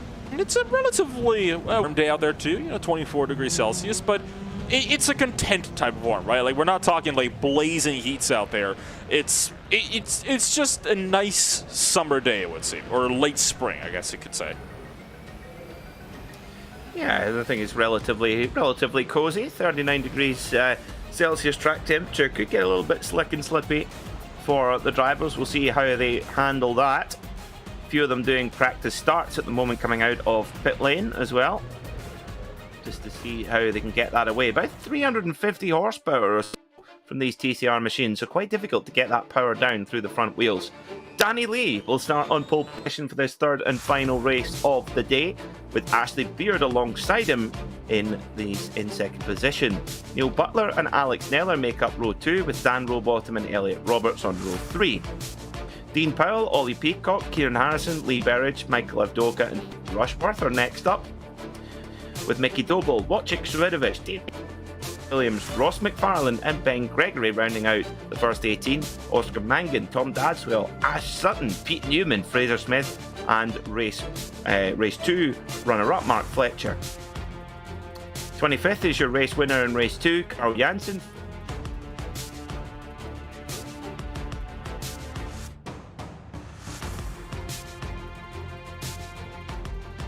Jake Blackhall, Michael Polishek, Bobby Thompson and Reed Garton rounds out our 36 car grid. Still no sign of Corentin Guinez. He's parked it up for the night, so no points at all from this round here at the Red Bull Ring, even though well, it's a long season. That will really hurt his championship chances. Let's see what Danny Lee can do here in this bright yellow and black Turn Racing Hyundai from pole position. Our pole setter's made it clean into turn 1 so far. Will Danny be able to do the same? You can see there, just sitting on the third row, Dan Rowbottom in the Halfords Cataclean Racing machine. Of course, one of our real world racers from the British Touring Car Championship, getting some pre-season shooting, just sharpening up the skills before heading into a busy season of action all around the United Kingdom. So quite high track temperatures. What effect is that going to have on our drivers as they all line up? Looks like we've got most of our drivers ready to go. So we should soon hear wheeling of tyres as they scamper off the line here at the Red Bull Ring. Revs rise. Off they go. Oh, it's a sluggish start for Danny Lee, and he gets swamped straight away as one of the full send Audis comes through. I think that's Neil Butler who's made his way into first position. Yes, he has. Dan Rowbottom a little bit sluggish off the line as well. So Danny Lee just spinning the tyres up that little bit too much. Oh, big slide at the back there. I think that was Mickey Doble, but it's too much. Oh, big slide at the back there. I think that was Mickey Doble, but it's Neil Butler who send Audi and oh, Berridge in the wall. Oh, no! Oh, no, no, no! Tremendous accident. And Berridge was struck head on multiple times as they throttled their way up through turn 3. That was the hardest wreck we've really seen. Oh, Fletcher was in it, so was Simon Field. Michael Polishek was there. You also had Paul Smith was involved. Walker was in it. Tremendous accident on the opening lap of this race. Absolutely massive. Yeah, absolutely huge incident there on this opening lap. We'll try and dissect it as we go on through these few laps. Just look at there, Michael Evdoka in the Pure Sims out, goes out as well, making a good start. And he's got Kieran Harrison in front of him. Watch out for Harrison. He's already up into fifth position. Is Harrison from the 5th row of the grid, started in 9th position, already making big moves. He was really unlucky in race 2 to be taken out of the position he was in, and he's looking to get a win on the charts here in this 3rd and final race of the day. But it's Neil Butler who leads away. Danny Lee, after a sluggish start, he's really rallied well, and he's right on the case of the leader. And look at this field deeper in the into turn 1. Does it often go? And Mickey Doble going to get into it. The Turn Motorsports machine of Team Powell gets set wide. A full set machine is around to the back, and so is, I believe, Benjamin Gregory. So yet another big wreck as they're forward wide in the mad sprint down to the turn number 3. This isn't gonna work. Powell gets muscled out. So does Jamie Rushworth. Somehow they all keep it pointed the right direction, though. Somehow, I don't know how. Wow, Ash Sutton in there too in the blue and yellow Napa Hyundai, all hugging the inside line, trying to get that move done. Incredible stuff as well. McFarlane there, it's a good start from the Scotsman. He's up to 8th position, and Sutton also really getting his elbows out there too. Mickey Doble there in the blue and white MDS Hyundai. Goodness me, you cannot blink here and you will miss a pass. Wow. The 27 of Dean Powell getting swamped here with Rushworth trying to get by. Mangan in there too, Evdoka as well. Whoa, there goes Powell. Nope, he saved it like a champion. Wow, just full throttle and the car just rights itself. Wow, that's the advantage of front wheel drive in that situation. You just plant the foot and go. And well, Dean Powell managed to hang on to it just about right. Oh, so yeah, it was Rushworth that gave him the hip check. Well, not even a hip check, that was a quarter panel shunt. Wow. So, just like that, we're nearly 4 minutes into this race. Neil Butler leads from Danny Lee. Alex Neller's made a top start. He's up into 3rd. Kieran Harrison in 4th. And you got to think, Nolan, he's got to be the danger man. Also, some dangerous people might be a little bit further in behind here. Look out for Oscar Mangan, who had a slowdown penalty out of the final corner that he had to serve as they were all over the place. Coming up one towards turn number 3. You're looking a bit further up the grid. This is going to be the likes of Alex Neller trying to duke it out with Daniel Rowbottom in the battle for 4th place on the racetrack. Neller holds the inside. There's the cutback, though, from Daniel Rowbottom. Going to go to the inside line, and his Team Dynamics Hyundai going up against Neller in his outing. And so far, a solid on to 4th. Yeah, brilliant stuff there from Alex Neller. Kieran Harrison got a huge amount of overspeed at the moment. He's a second faster than those around him. We've got a blinking Dan Rowbottom. Looks like some sort of internet connection problem there. And I think, oh, that's so difficult to race against. It's one of the challenges sometimes of racing over the internet is occasionally if you get a little blip in your service, it does then cause the car to blink. The driver usually won't know anything about it. Dan Rowbottom likely won't know that's happening. But it's a little bit like snoring. You don't know you're doing it, but it's very annoying to those around you and difficult to get on with. As Danny Lee has a look up the inside, sets the fastest lap of the race for a brief moment as Wojciech Savidovic takes the fastest lap on her in 7th. Kieran Harrison now up to 3rd. There he is in the white and orange Corsim Racing Hyundai. Now, while we have a brief moment, is Alex Neller now beginning to blink in and out, making his way past Ollie Peacock, or trying to at least. Two Hondas go side by side into the hairpin. Update on who was involved in those opening wrecks. A number of drivers having to go to pit lane. Lee Berridge, Michael Polachek, Ben Gregory, Paul Smith and Simon Field. They've all had to pit but have come back out again. Elliot Roberts, Johnny Walker and Mark Fletcher, they are still in the pits. Now, Nolan, I don't think the treble is going to be there as, oh, Peacock and Savidovic get in to a little bit of side to side there. As Neller comes off best from that, as does Ross McFarlane. He's up to 6th, but whoa, as Sutton gets a nudge from behind and Peacock spins. Oh dear. Oh my word. Where to begin, but I don't... Rebel is... No, Mickey Doble gets involved in the side-by-side there. I think he might have wheel damage. Possibly, but yes, I don't think we're going to see the treble from Janssen because I think he was involved in that. He's back in 25th. Now you can see Ollie Peacock having to run on Michael Avduka. Going to be trying to take that one outside line in his full send Honda. And he's got Mickey Doble just to the wings. There's no doubt not going to be a happy camera being pushed off the track like that. And Ollie Peacock holds firm on the outside of the Pure Sims Audi. And all the while, but you still have the BT Motorsport and MDS Hyundai just in behind in the number 12-5. Side by side, battle of the late breakers. Avduka jumps over the curbs, but it's still Ollie Peacock to have the run. Look at the weaving in behind. Team Power in the turn machine, making sure to be honest in his number 27 car as they punch their way back up in towards turn number 3.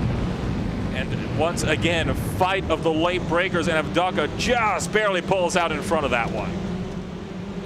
So Neil Butler hanging on in the full send Audi for now. Danny Lee there in the turn racing Hyundai. Oh, and gets a little rub from behind as Harrison gets the cutback and just drives straight past Danny Lee.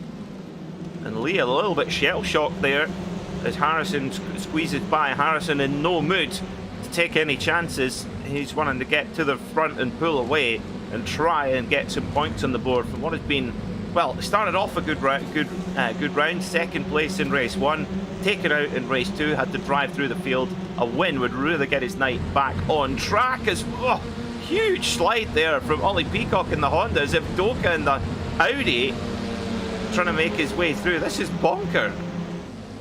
It's getting a bit messy out there, as it so often does, week after week. Two of the BT Motorsport machines working together. There's more contact, and the hip check sends Peacock wide, and another brilliant save for the full send Honda.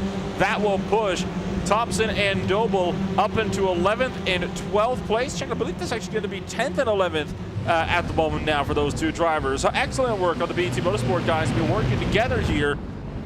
And I imagine they're going to be working together as well to see if they can't both get past Michael Avduka in the Pure Sims machine right as they can. Fights on up in front for the race lead. Harrison goes to the point as Neil Butler tucks back in line, and that was the fight for the overall race lead. But so far, Neil Butler still leads the AM class, and Harrison still leads the pros.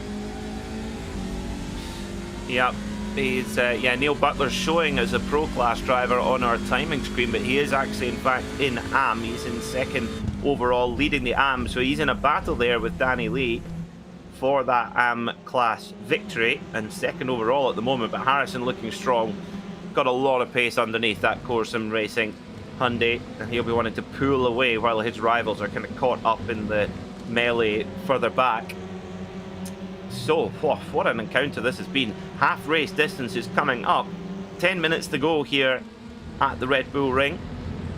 Ross McFarlane has got his way up into 5th.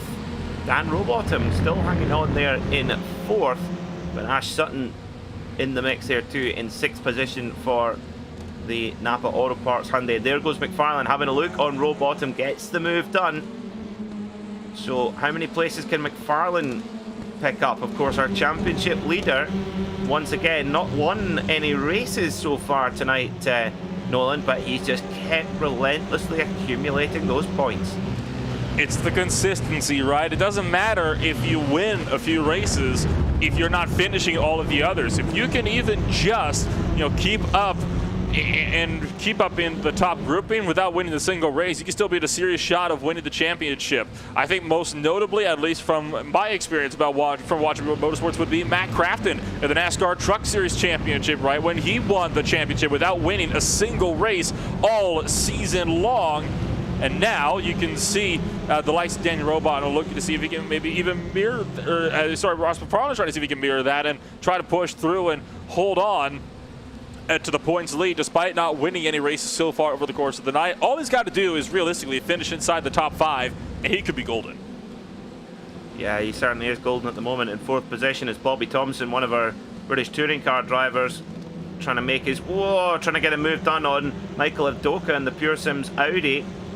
Made a very firm move on, I think it was Peacock a couple of laps ago, a proper British touring car move up over the curb.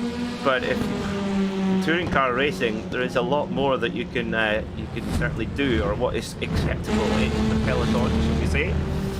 So this is in the heart of the battle for the top 5. Ash Sutton's made his way up to 5th. Daniel Rowbottom now back to 7th, so difficult lap for the Halfords Clean Team Dynamics driver. Wojciech Savidovic there, multiple champion in touring car racing here in iRacing. He's there in 6th place in that orange and black Hyundai. So 8 minutes to go here. Kieran Harrison leads by about a second from Neil Butler, who's desperately trying to hold off the attack from Danny Lee. And Ross McFarlane, you have to think, Nolan, will be on the case pretty soon. And there you see Paul Smith back out on track as well. He's just slowed out to let some of this lead lap traffic go. Does not want to get in the way of these fierce fights that are starting to develop all around him, I guess you could say. It's the fragile case of being lap traffic in races like these, right, where it can all go so wrong and the possibility for collateral damage is that much higher if you're up there in the mix with it. Three-way fight for 5th place still ongoing, and still these fights raged on as well. Look at Bobby Thompson trying to force Avdoka out to the left-hand side. You're on board with Ollie Peacock is to make contact for the 9th position. 3 wide, that can't work. And look out, Doble goes into the wall head on, and he'll get it back, sorting, but with potential wheel damage, and it is wheel damage on the right-hand side of the race car. That will almost certainly see a potential end to his race tonight.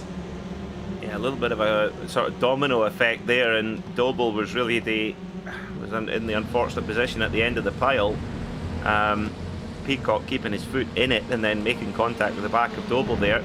So it just shows you there is no quarter given or taken really in this championship. Look up the inside from Fraser Smith, looking to try and pinch 15th position from David Baker. Can't quite get that move done with Craig Williams right behind in 17th there in the yellow and blue Craig Setup Shop Honda. Look at Tom Dadswell going very defensive there in the white and blue Hyundai, trying to keep Oscar Mangan at bay. But he's got his hands full there, big time, that is for certain, with Jamie Rushworth in there too in the Audi, the SimLab Audi, run by PureSims.com. As Dadswell going very defensive as well, and is Mangan going to get sandwiched in here? Just about. So Dadswell doing a great job to keep that position under a lot of pressure. Doing a solid job on being able to weather that pressure for the time being, but it's a question to continue to do so throughout these last 5.5 minutes. Oscar Mangan once again deep on the brakes, taking the outside lane away. Dadswell pushes him out though. A little bit of a door rub, but no harm, no foul. Mangan keeps it in time, more contact. Oh, and now it comes to fruition. Oh, and Rushworth has got to look out. They managed to save it. I want to say right now that was some, oh no, oh my goodness, and it's all gone wrong. Smith is off the road. So is Tom Dadswell in yet another incident. But I want to say that was some great heads-up driving on Jamie Rushworth, because he saw what was going on in his mirror, and he actually bailed out of the making apex of that corner to avoid being taken out. And if he had stuck with the line, he absolutely would have been collected in that. Yeah, good spot, Nolan. That's very, very clever and very... So, oh dear. Yeah, just a really unfortunate one there. Potentially you could call unfortunate or unnecessary. Let us know what you think in the RaceSpotTV chat. But Ross McFarlane on the charge now, the championship leader, up into third position, gets the move done on Danny Lee in the Turn Racing Hyundai. But Danny Lee's not going to let him have it easy. He goes back to the inside. Can't quite outbrake the championship leader though. And McFarlane goes off in hot pursuit now of Neil Butler. So if McFarlane finishes where he is, that'll be 2 podiums on the day. As Savidovic and Sutton having a side-to-side show here. Savidovic on the inside, Sutton on the outside, but remember it comes back around. There's a lot of switchbacks here as well, and Savidovic shuts the door. Sutton goes for the cutback as well. Is he going to get that done? He's got great drive there in that Hyundai, in that Napa machine. And Savidovic now with the inside, and oh, that nearly comes panel to panel. But Sutton leaving just a millimetre there and snips the nose off and gets the place. Wow. Just a millimeter is all the room you need to make something like that work. This is absolutely phenomenal stuff that we're seeing from these drivers here tonight. Swiatovic trying to maybe have a look at the last 2 corners, decides against it. Better the way I would say for turn 3 on this next lap. You just got to stay close through these corners, and of course up through turn 1, a corner where it can be so easy to lose the draft, or at least fall far enough back that you won't be able to use the draft to your advantage. You can already see Swiatovic looking to make sure that he doesn't end up outbraking himself in the run to try to catch up to Ash Sutton, and that is a near perfect line for Swiatovic out of turn number 1. He'll have all the run he needs to potentially fight back into turn 3. Yeah, Savidovic trying everything he can, but Sutton just running the perfect line, carrying lots of speed as they break down into turn 3. Savidovic deciding to follow for now, trying to wait for his opportunity. He's right there on the bumper, and he'll be trying to get a study quickly on Ash Sutton and where he might be able to try and plot a counter maneuver. But no, still hanging on for now. Sutton's so good, hitting those braking points. Oh, has he left the door open? Was he going a little bit wide there? Quite possibly. We'll come back to it. It's David Baker now up the inside. There it is then. Oh, and Savidovic going to try and make a move around the outside. Sutton shuts the door pretty hard. And they run absolutely side to side now into the middle part of the circuit. Savidovic trying to go around the long way around. Is Sutton going to run him out to the paint? Shows him the paint and a bit more. Savidovic right on the bumper there as well, trying to find his way through. He's good through this final part of the circuit, don't forget. Is he going to try and plot a surprise manoeuvre? Now, are we going to come on to the final lap? Have we got the white flag? Has Kieran Harrison taken the white flag? It's going to be mighty close. He has. Waving on the right-hand side. Okay, so final lap here of the day here at the Red Bull Ring. So it's now or never for Savidovic if he wants to get this move done on Ash Sutton for 5th place. It's not just him. The fight for second is all well. You can see Ross McFarlane trying to have a charge up in Neil Butler in the mad dash up and towards turn number 3. And I think the Pearson's car might just have it here. McFarlane taking the inside lane away, and Neil Butler will fan out wide, goes off course slightly, but that will allow it to actually carry some of that momentum all the way down that back straightaway in the sprint to try to catch maybe back down into turn number 4. If you could go for the crossover, that could be huge. Yeah, Ross McFarlane's got to try and get this done without taking too much risk. Does want to throw away this result as he just squeezes Neil Butler out to the curb a little bit there as well. Butler has to give best. Has he got anything to say about it? Remember, Butler is in the AM class. McFarlane in the pro. Take a deep breath. But could that be it then? McFarlane just closing the door in time. But Butler in place to get an overall podium and an AM class victory, overcoming Danny Lee, who's in 4th at the moment. But Kieran Harrison, the recovery man, he's going to make it, well, certainly a treble for Core Sim Racing in terms of victories tonight. Kieran Harrison, he's not had the luck this season, but my goodness me, has he had the speed? And it's come together for him now. Kieran Harrison is your winner in race 3 here at the Red Bull Ring. So Core take it in races 1, 2, and 3, and it looks like in all the battles we were watching, there was no differences being made in those fights except for Switovich, yes, who did manage to pick up a 5th place. Oh, they've wrecked in the final corner. Look way back in the field. Jamie Rushworth has been collected by Pete Newman, a Pearson's teammate. So that's a pretty phenomenal incident that actually has just happened at the final corners. It all started with Rushworth and Blackhall, I think. Oh dear. Oh, no. That's not what we like to see. They are painted in different colours, but running from the same outfit. Pure Sims. Oh, that would be a little bit embarrassing if that's the case. Pete Newman left stranded there in the Hyundai. Let's get a look at it then. That's where it started. Okay. So is that 3 team cars then taken in one go? Big punch there, and then this was the big one that stranded Newman right there. Just what are you doing? But you know, I think he might have had wheel damage and the car just snapped straight left on him, I think. Or a steering damage of some sort. I don't think that was... It's not certainly... It's a right-hand corner, so it doesn't make sense to go straight left. I think... I would give him the benefit of the doubt there, Nolan, I would say. Goodness gracious, that is not at all how you wanted to see that race end, and it's quite the sight to see all of a sudden in the final corner. Very true, especially with teammates, that's for certain. Well, firming your winner, Kieran Harrison, by 2.8 seconds from championship leader Ross McFarlane. Neil Butler comes home in 3rd overall and top of the AM class, just edging out Danny Lee in 4th. Wojciech Switovich does get the better of Ash Sutton for 5th place. Daniel Rowbottom coming home in 7th, a good finish for Dan. Alex Neller in 8th, Bobby Thompson in 9th, and Ollie Peacock rounding out the top 10. In 11th was Michael Avdoka for Pure Sims Esports, followed by Oscar Mangan, Callum Reed-Garton, Craig Williams, Fraser Smith, Ashley Beard, Carol Jansen, John Roberts, David Baker, and Jake Blackhall.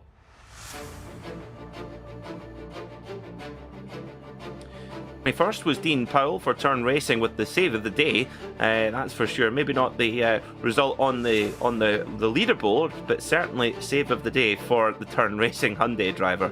Tom Dadswell was 22nd, followed by Adam Hedgecock, Mickey Doble, Dan Robbins, Robert Lundgren, Jamie Rushworth, Pete Newman, Michael Polishek, and Lee Berridge.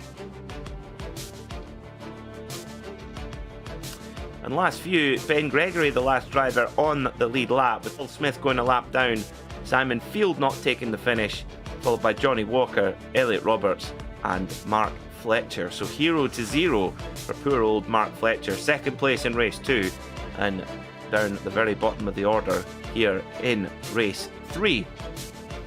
Goodness, Nolan, as we decompress, what did we make of all of that?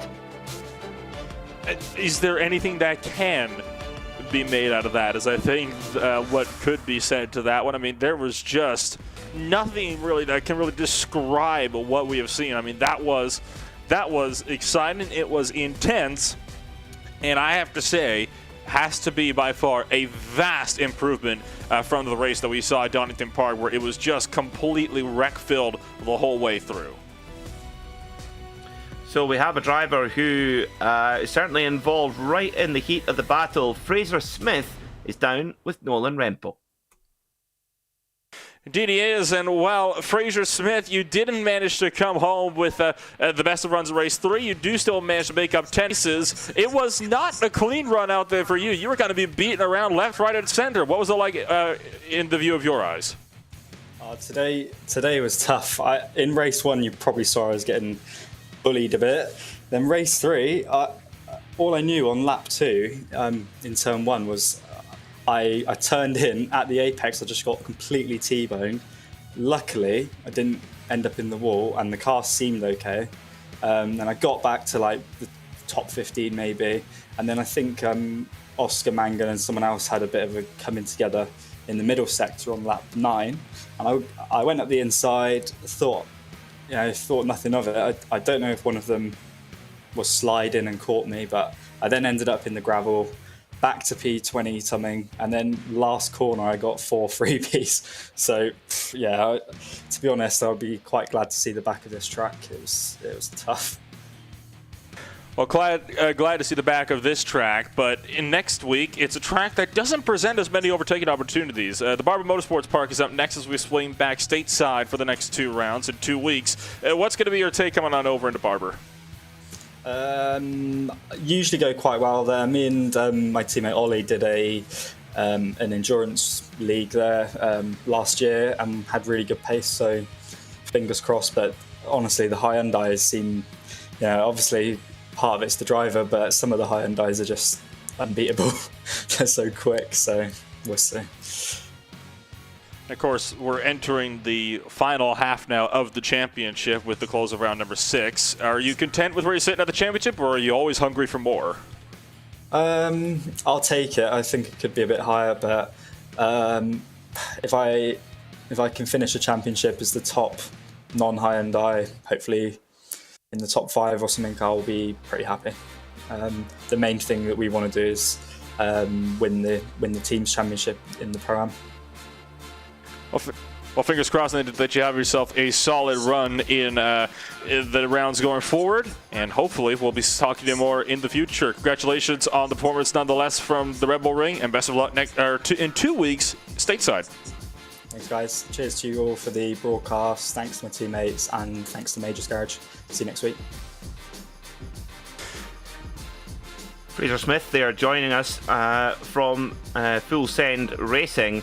Now, we do have the man of the hour in the interview waiting room, Carl Janssen, getting a double victory, 2 in a row here at the Red Bull Ring. Didn't quite come together in race 3 for the treble. That's why it's so difficult. But Carl, let's focus on the good stuff. A double victory. We'll have a bit of that. Yeah, that was something. I don't know. The race 2 was just really, really good. Picked off a lot of guys, and then was up to the lead pack with 5 or 6 to go there, and then just tried to pick off as many as I could, and we got away with the win in race 2 there as well. So yeah, it was a really good race. I don't know. I think it was pretty much perfect weekend or week there or meeting, but was a bit unlucky with the race 3 incident there. But yeah, can't be lucky in all of them. That's true. It certainly was. You weren't the only one in that incident. That is for certain. I mean, Carl, a lot of the drivers mentioning that the Hyundai is a quick car, but it seems that you guys at Core Sim Racing are really getting the very best out of it, dominating in qualifying and race 1. What is it that you guys are really clicking with this machine? Because I know you've got a lot of touring car experience, but what is it that's clicking so well with this Hyundai Elantra? I don't really know. I mean, there's been a lot of work going into it in the background for a few different series. This one, then you also have Swedish Championships, which is on right now, which is also in touring cars. And then obviously also have the Hyundai N Festival, which is on as well in this car. So I mean, there's been a lot of work with this specific car, and I think we found a very good baseline setup that seems to work pretty much everywhere. Yeah, I think we've just found the sweet spot with the car, to be honest, and yeah, it's just working very well pretty much at all tracks. So yeah, I think that's just it. Though we've put in a lot of time and a lot of work, and then we've gotten some return from it as well. no substitute for hard work. That's what I like to hear, Carl. Now, final question. Are you still driving your Hyundai i30N road car? Yes, I am actually. So, yeah, it's a very fun car, and I really like it. It's a great car, and it's a great everyday car as well, because I use it for a daily. And it's just a great all-around car. I was a bit disappointed with the Hyundai N Festival there that they didn't include Sweden, since they also have 2 Swedish factory drivers with Andreas and Jessica Beckman driving for Hyundai in the World TCR Championship IRL. So yeah, I was a bit surprised that they didn't actually include Sweden, but yeah, I guess that's how it is. I think they should have a virtual factory driver, and I think you'd fit the bill perfectly, Carl. You've already got the company car. Carl, congratulations on 2 super victories. It's so difficult to get more than 1 victory in a meeting here in the World Touring Car Series. Well done, and good luck for the rest of the season. Thanks, guys. So Carl Jansen there for Core Sim Racing, joining us in the RaceSpotTV commentary box. That's about all we've got time for tonight here on RaceSpotTV. We'll be back in 2 weeks' time for the next round of the World Touring Car Series from Barber Motorsport Park in Alabama. And myself, Peter Mackay, and Nolan Rempel will have all the action for you. 17th of March, 7:45 UTC time. Don't miss it. Good night.